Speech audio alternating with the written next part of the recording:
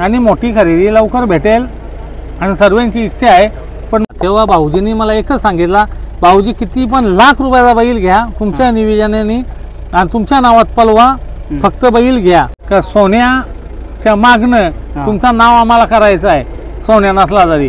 सोन्याने retirement घेतली ना त्या दिवशी आमच्या सर्वांचा डिसिजन झाला का 50-50 नंबर सोन्याच्या आठवणीसाठी आपण राजा बैलावर आणि तानाजी बैलावर टाकायचा। आणि दादांचं नियोजन बोललं तर नियोजनचं दादा बादशाहच आहेत, त्याच्यामुळे काय विषयच नाही। सोन्या मैदानात दिसणार नाही याचं दुःख खूप होतंय। दादांचं ज्याच्यावरती वरच असेल त्यांना ऑटोमॅटिक वरती जायचं शिडी भेटते।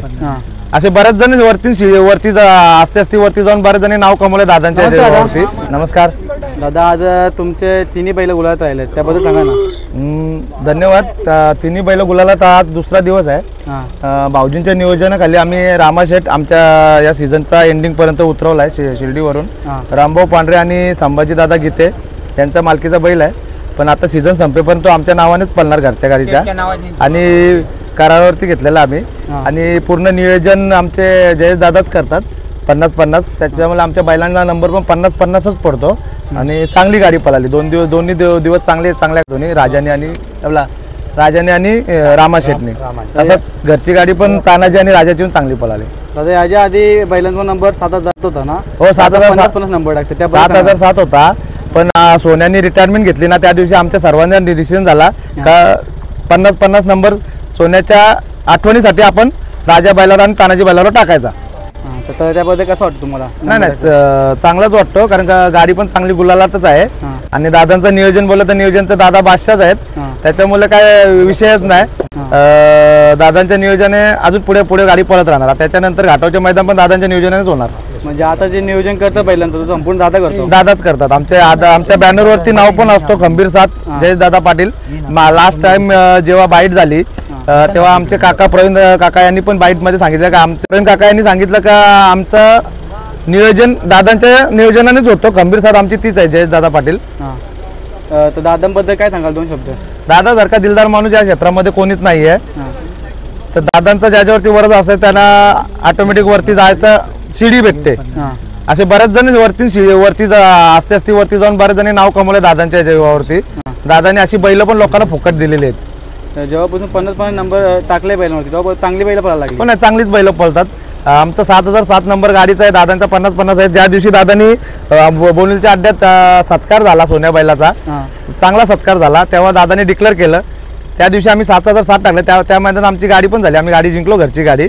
पण त्यानंतर आम्ही ठरवलं की दुसऱ्या मैदानात जोपर्यंत मुंबईला मैदान आहेत तोपर्यंत आपण 50-50 टाकून मैदानात बैल आणून घेऊन येऊया, कारण का तेवढीच सोन्याची आठवण म्हणून उजाला राहील। कारण आमचा पूर्ण फॅन वर्ग सोन्याचा फॅन वर्ग आहे, मोठ्या सोन्याचा फॅन वर्ग आहे। सोन्या दादा जसे बोलतात का सोन्या त्यांचा नाही पूर्ण फॅनचा आहे, तसं आम्ही सोन्या आमचाच समजतो।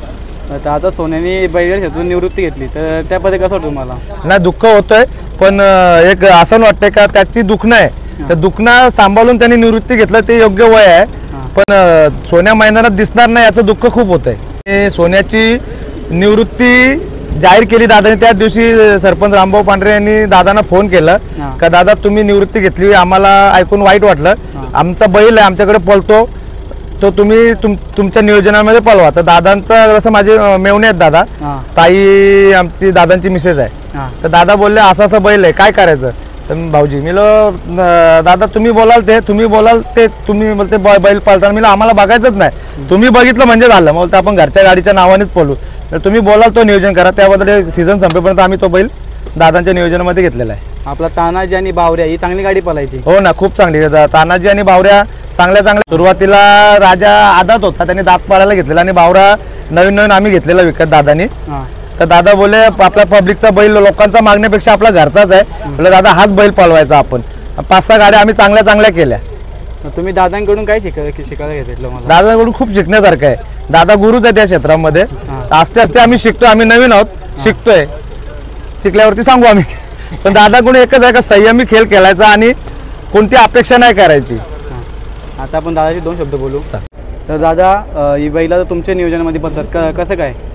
ते माझे मेवणे आहेत आणि जेव्हापासून सोन्या बंद केला तेव्हा भाऊजींनी मला एकच सांगितलं, भाऊजी किती पण लाख रुपयाचा बैल घ्या तुमच्या निवेदनाने आणि तुमच्या नावात पलवा, फक्त बैल घ्या। भाऊजींना फक्त अशी उत्सुकता सोन्यानंतर माझ्या भाषेचं नाव पाहिजे. हां त्याबद्दल भाऊजी बोलले की कुठला किती लाख रुपयाचा, किती पण लाख रुपयाचा, फक्त तुमची चॉईस पाहिजे हां. बैलाची, तेवढ्या पैशाचा मी बैल घेतो.